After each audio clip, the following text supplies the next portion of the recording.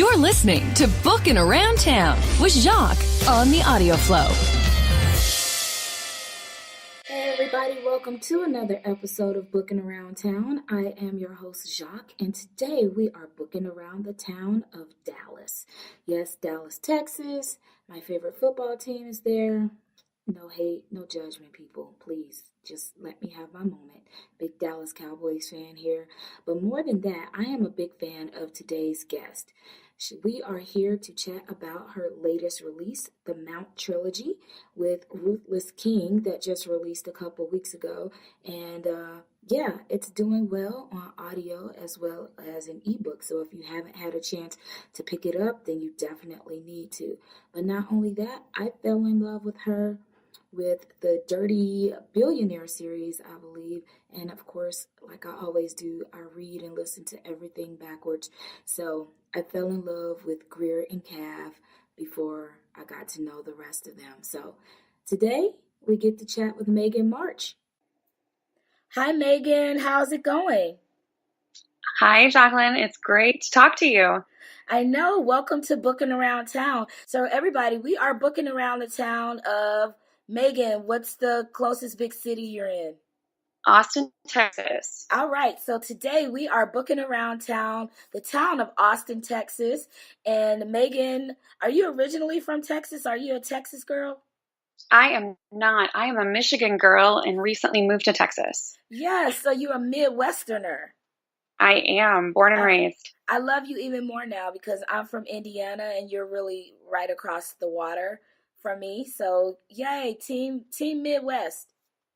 Absolutely. Well, I am happy to finally have you on the show. I've been kind of following you around a little bit with your writing and seeing all the wonderful trips you've been going on. And this is going to sound so weird when I say I loved seeing your, I want to say it's a cock, not a chicken. Oh, yes. The big metal cock. That was an interesting purchase.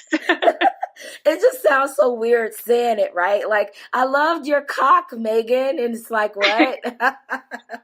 It's become a thing in my reader group, and everyone posts pictures of these big metal cocks everywhere they go. So it's turned into kind of a big joke. Yeah, it's a big joke, everybody, and it's quite funny when you did the video with it in the video and you're like talking about it and it's like hanging on your shoulder and stuff like that. So yeah, that's a lot of fun. So do you travel with it or does it just kind of stay at home in its place? It's at home. It's in Jake's office, actually. So anytime I do a video in there, I'm sure that I get his big cock in the picture. People seem to appreciate that.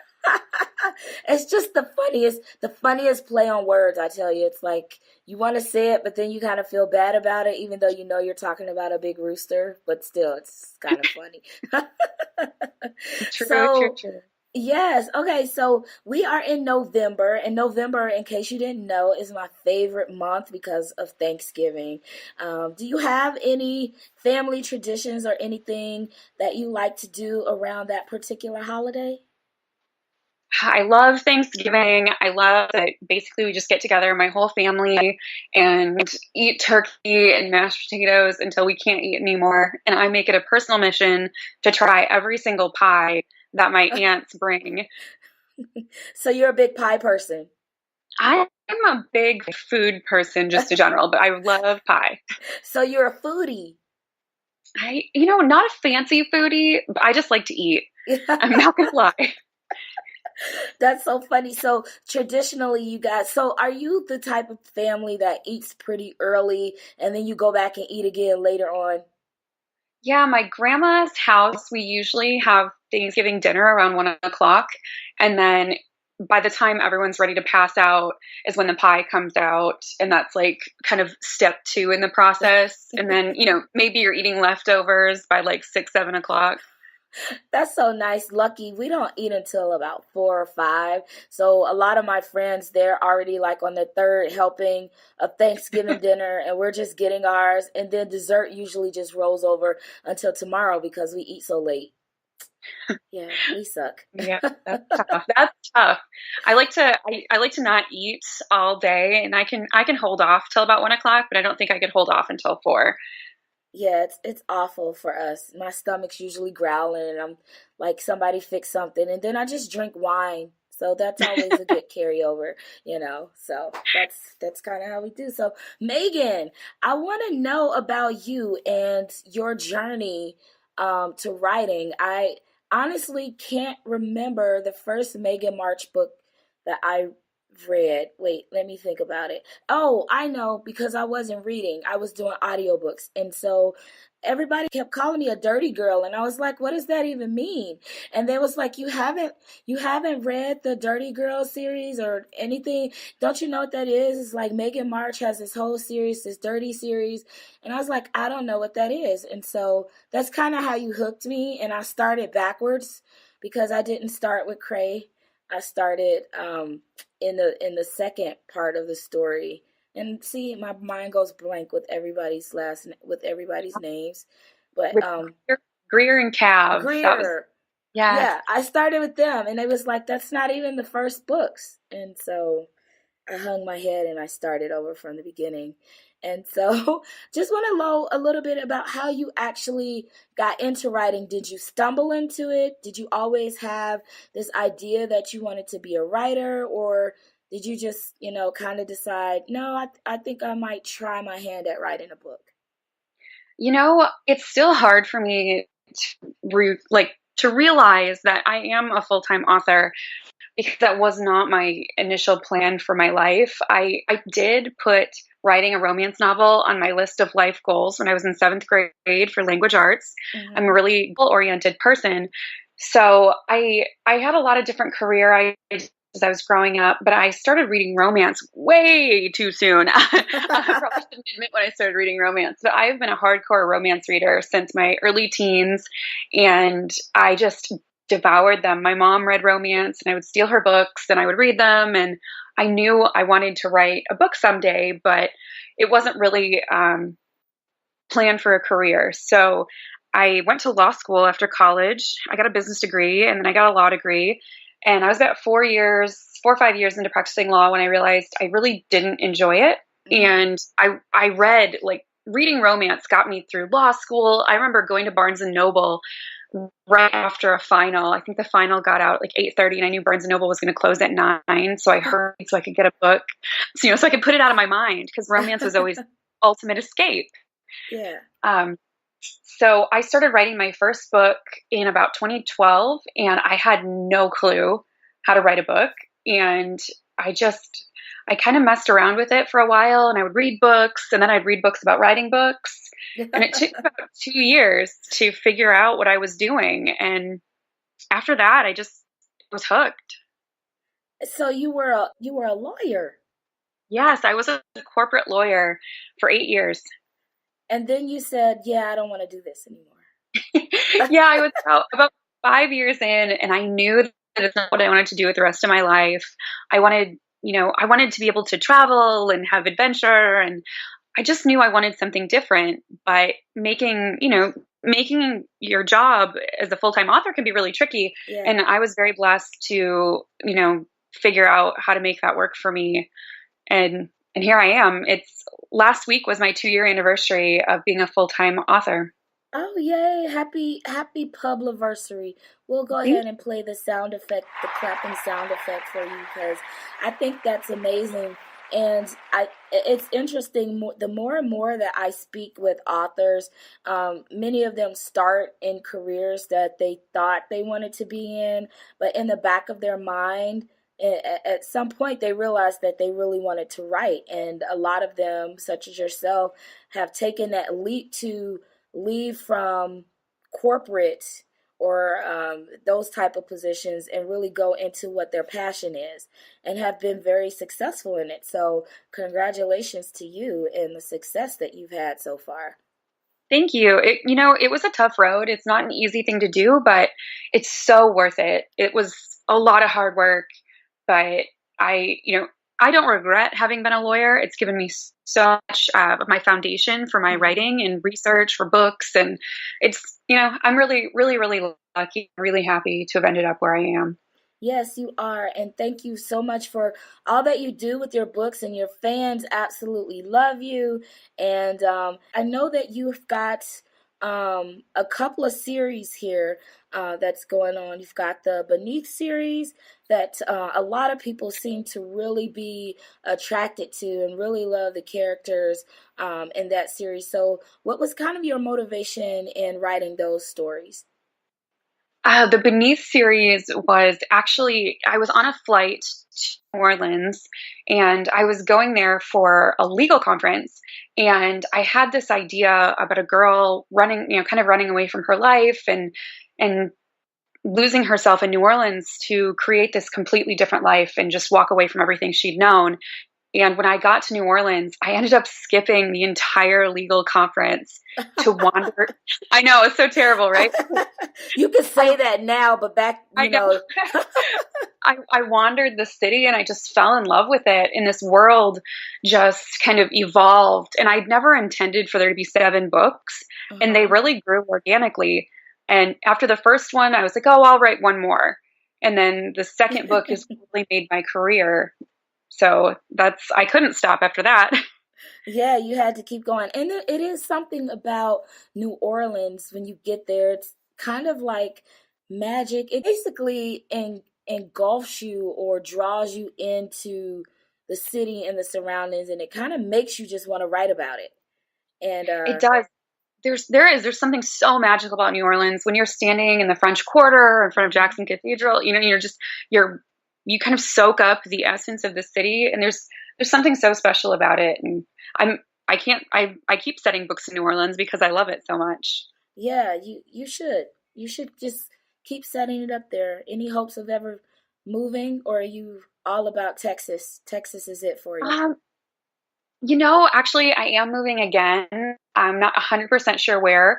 Texas is not going to be the final spot in our journey, but New Orleans is probably not on the list, mostly because it's beneath sea level. Yeah. But it's a place that I've always thought I like to go there every year, spend time there, reacquaint myself with the city.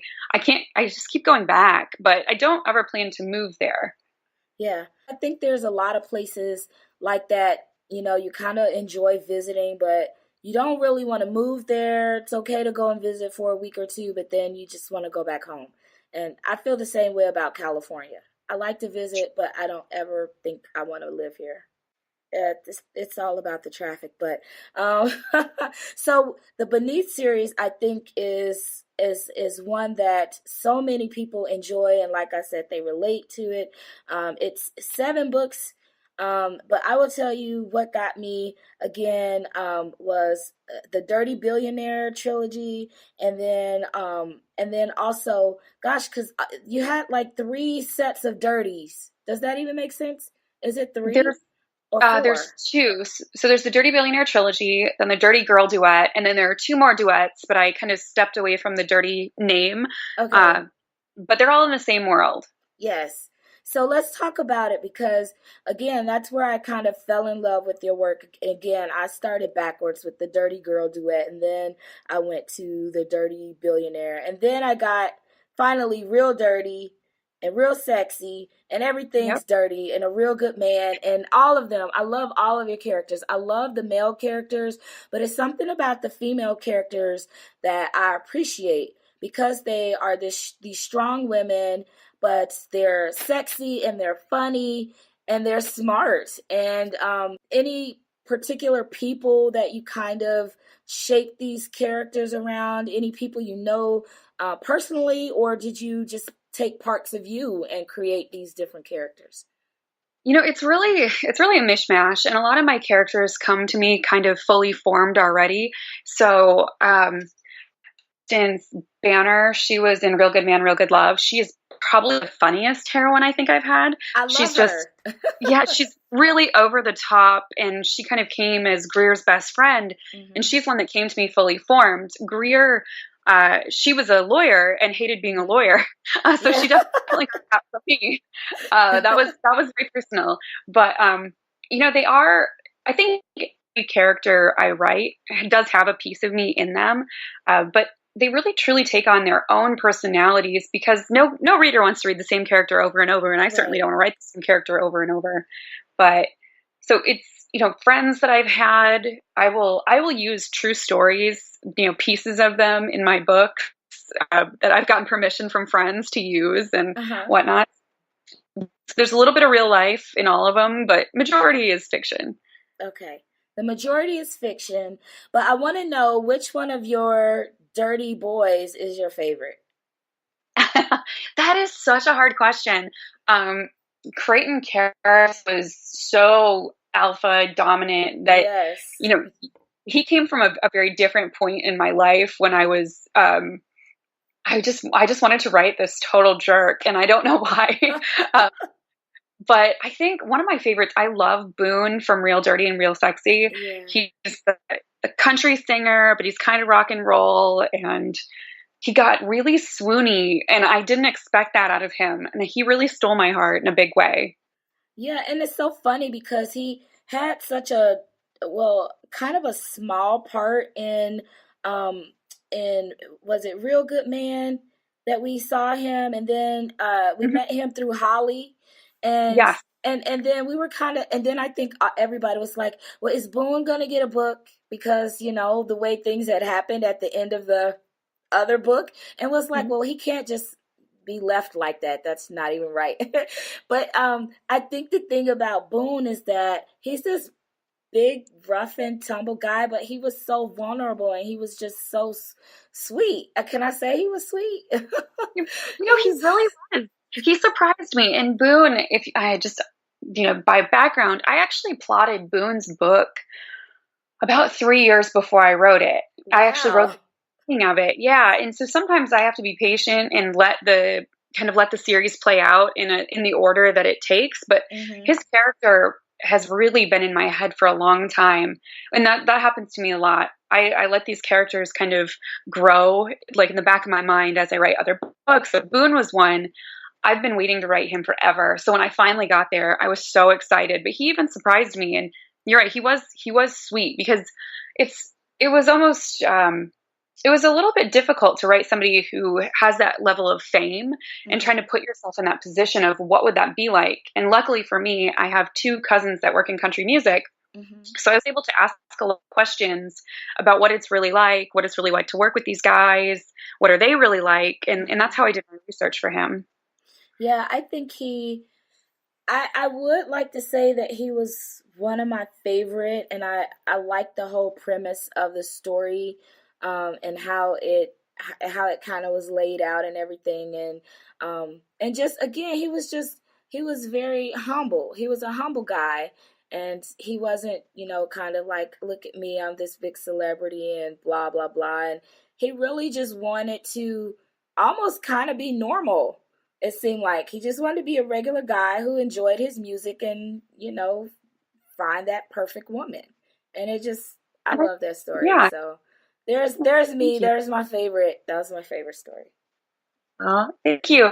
Yeah, I think at the heart of it, a lot of those people who, they want to make it big in music and they want to have this career, just like I wanted to have this career as an author.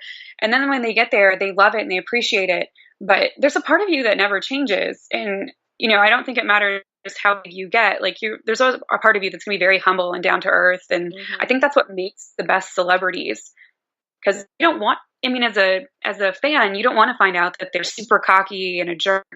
You want to know that they're humble and appreciative of where they are. Yeah, exactly. So we've gone through those two, and now I remember Bad Judgment, because that is kind of a law type book. And so Hmm. I should have gathered then that you have, I love to find out people's backstory about their careers before becoming full-time authors, because at some point they're going to put in that previous career. And although we learned Greer was a lawyer, but in Bad Judgment, we got more into law school and things like that. So how was it to kind of write that story? Did you have any, did you take, into consideration things that you went through when you were in law school? Did any of that play into that story? Oh yeah, that was definitely a big part of the story. I had the idea for a while, and the reason, the whole premise of the story came about because of something I did go through in law school, and we didn't lose our scholarships, but it was something fairly similar, and it was really frustrating. And I thought, oh, this would be such a cool premise for a book. No one's really writing a lot about law school, and having been to law school, I could write it pretty accurately. But yeah, it reminded me also why I didn't want to be a lawyer anymore. So it was kind of like, yeah, I'm glad I'm not doing this anymore. Yeah, I put a lot of my real life experiences in law school, in Bad Judgment. My best friend from law school, it makes a very big appearance in that book, and I got her permission to share some of her kind of stories and quirks. So that was fun too. Yeah, that sounds like it. And I really enjoyed that book too. And I got to backtrack because I do like Banner. Banner was my favorite of your female characters, and hers and Logan's story, I liked how it kind of evolved. And when I was reading that, I remembered about about how they actually met when I was going through Greer's story. And so I kept saying, I know this name. Banner's name sounds so familiar. So then I had to go back and I was like, oh, it's her best friend. Oh, it's Logan. So I had an aha moment like in the middle of the book. I was kind of Yeah, smart. I do. I love how the side characters organically develop. And I don't ever intend to keep these series going, but these side characters come up and I fall in love with them. And I'm like, Yeah. well, they have a story too. But she was hilarious. And I was almost worried I wasn't going to be able to keep her funny enough. But she just took on a life of her own in that book. And Logan, I loved him. I loved writing that small town feel. I based Yeah. it on my own small town that I grew up in. So it was fun to go back there. I love Banner. She's like, I feel like I connect with her because we're so much alike, and her job, and yeah, I connect with her there too. I think that's pretty awesome. So every listeners, if you have not read any of the, oh, I can't call them the dirty books, but if you have not read the series that deals with Greer, Holly, Banner, and why can't I remember the girl's name that ended up with Boone, the waitress? Oh, Ripley. Ripley. How could I forget? Because she has such a cool name. I was like, I love her name. It's so cool. You guys gotta read it or listen to it. They're absolutely wonderful, great books, great stories, and Megan did a absolutely fantastic job building those characters and letting them cross over because I like them a lot. And I also there's another character in the book. She Tanner, is that her Tana. name? Tana. Tana. Yeah, Oh she was from gosh. Dirty Billionaire. She was kind of Holly's friend. Yes. Hmm. So probably won't get a book about her, huh? I kind of alluded to their story a little bit Yeah. when I was writing Dirty Billionaire. And it's one of those that maybe someday I'll go back and write a novella or Yeah. something. But, I think it's so fun. I try not to write too many books about the same thing in a row. So writing a lot Hmm. of books about country singers in a row, not all readers think that's the coolest thing ever, like I do. So I do. I do, Megan. I like to give it a little time in between, but I'm definitely not done in that world. There's more coming. I just don't know exactly when because I'm sort of falling in love with a different world, which is a problem I have constantly as an author, is getting sucked into new stories. But I do plan to go back to the dirty world, so I'm not done there. Okay, well, good. That's not a problem. We are okay with you taking your time and carving out and building these new worlds. And speaking of new worlds, you have a new trilogy that just started releasing in October. October 17th was the first book. So you want to tell us about this new world, this new project that you've been working on? Sure, I would love to. So Ruthless King came out in October, and it was originally intended to be a standalone, but this character, his name is Lachlan Mount. He was introduced in the last book of the Beneath series, and I truly did intend for this to be a series of standalones, but I was about 3 days into writing Ruthless King, and it just, there was so much. The world is still, it's part of the Beneath, but it's kind of a flip side of it. There's some crossover, but it's a darker, grittier, more edgy world. And I've been dying to write an anti-hero that really kind of pushed my limits a little more. And that's what Mount did. He, I knew 3 days in, this was just too good. I couldn't possibly get this in one, hot, quick and dirty book. And it blew up. It threw my life into chaos. I was, he's the bossiest character I've ever written in my entire life. I usually write in the morning, but he pushed me and he's like, no, you can't write until night. And I've never had a character impact my life so much. And I wouldn't even start writing till the sun went down, and I would write all night. And there was a totally different quality to the writing at night. It was like there were no rules dark. And that's where things got really interesting. So you write darker better at night, and then you write more contemporary during the day. It was sort of what happened. It was the first book I'd written at night in a very long time since becoming a full-time author, really. And the trilogy just turned into this twisty, turny, kind of epic story that I didn't even realize how big it would be until I was in the middle of it. And so about this series, so you have the next book already released, because again, we're in November, and so the second book is out, and then the third book, when can we expect the third book to release? December 19th. So Okay. Defiant Queen is the second book. So that's released. That was November 14th, and Sinful Empire is December 19th. So it's about 4 weeks. It was about 4 weeks in between because those cliffhangers are brutal.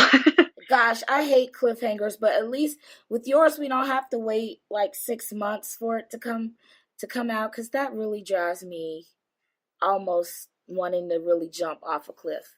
So Yes, and I'm a huge reader. As I said, I'm a huge reader. So I try to write not only one books that I want to read, but I try to think about what readers want. And for me, I like cliffhangers. I love that emotionally intense moment when you no, the how end. could you say Oh, that?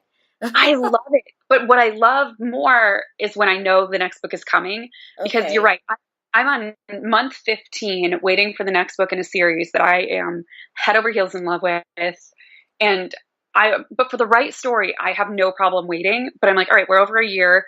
When are you going to get your release date? I'm getting a little impatient, but this, at least with this trilogy, these aren't the kind of books where you're going to like put down the book after the cliffhanger and not remember what happened. Right. I promise it sticks with you.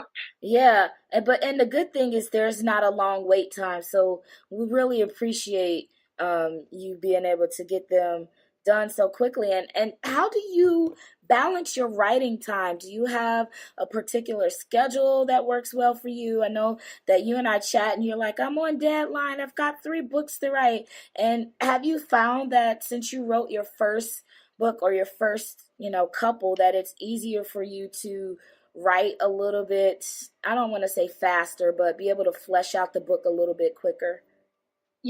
Every time I start a book, I try kind of question, do I really know what I'm doing? So I'm currently writing my 24th book right now. Oh, And wow. That's yeah, awesome. and it took me probably about, I want to say 6 or 7 books to really figure out my process.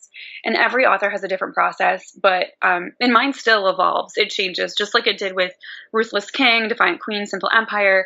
Those books were totally off my normal process, Hmm. and I think that was what was responsible for the complete change in those books. But I I do adjust. I am able to write faster than a lot of people. I have kind of figured out where I'm going.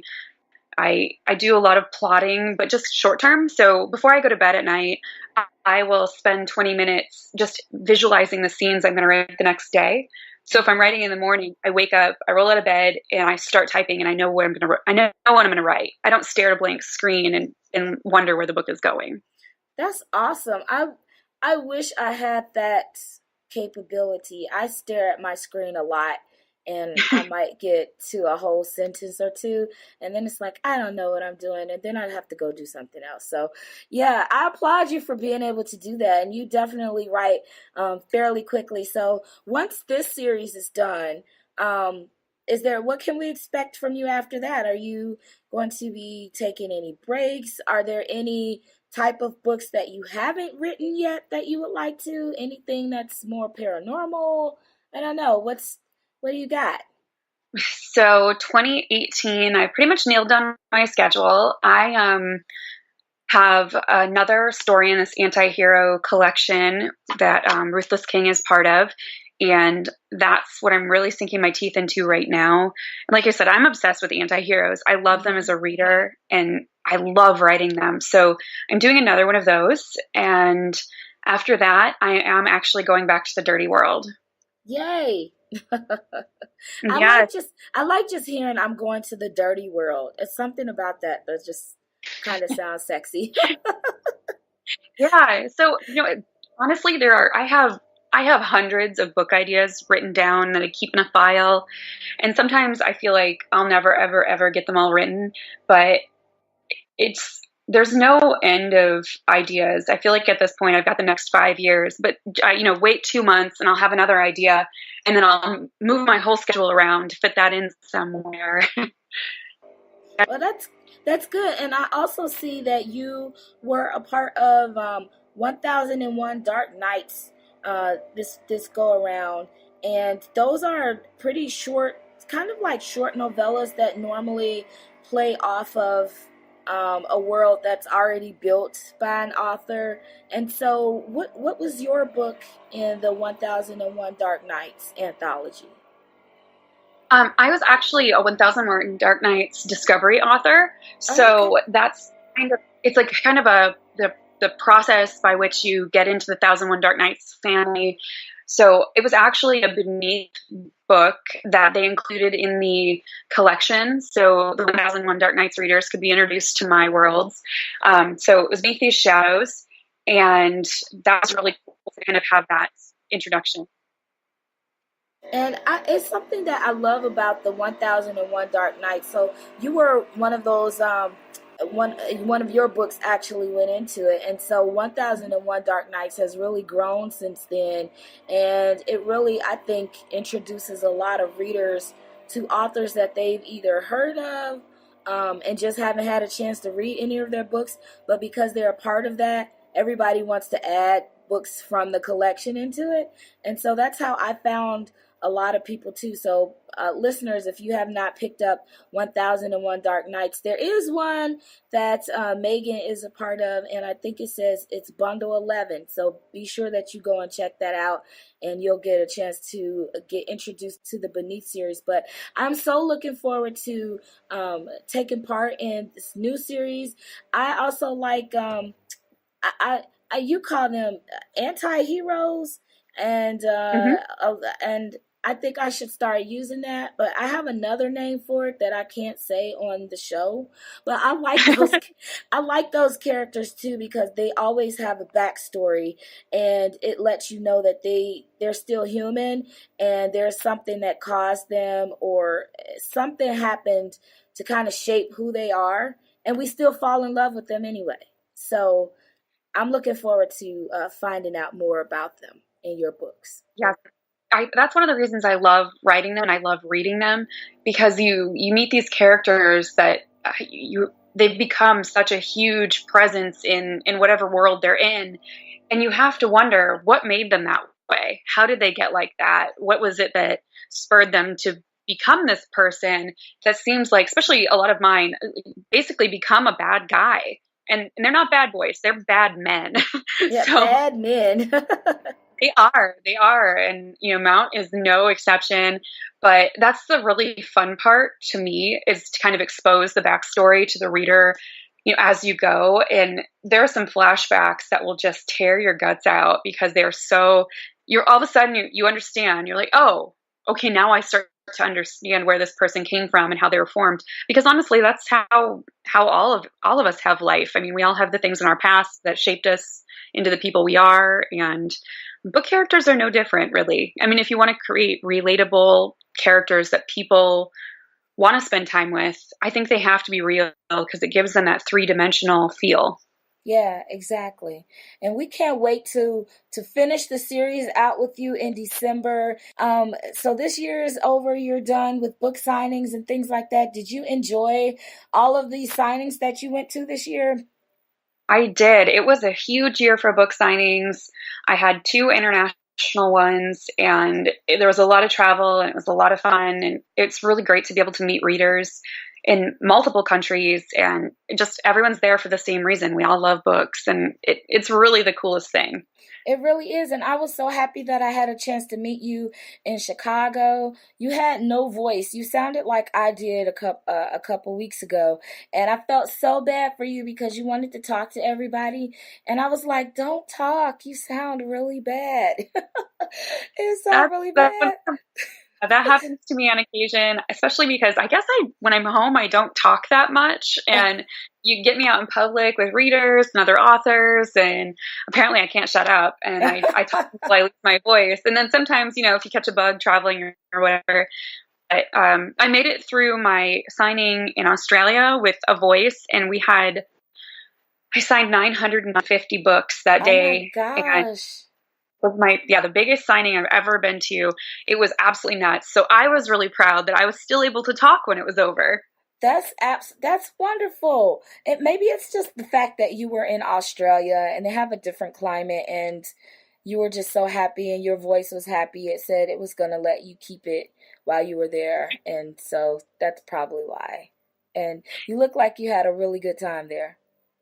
We did. It was a lot of fun, a really well run event. They just brought in a ton of readers and everyone was so excited. I can't say enough about that event. It was wonderful. Well, that's good. So where can we see you next year? Are you going to Rare? No, I'm only doing two signings in 2018, doing Holidays with the Bells in February, and then Book Bonanza in Denver in July. And those are my only two events for 2018. And I think Book Bonanza by itself is kind of like 5 events all rolled up. It's so big. It's going to be nuts. I'm so excited for that. It's for a great cause.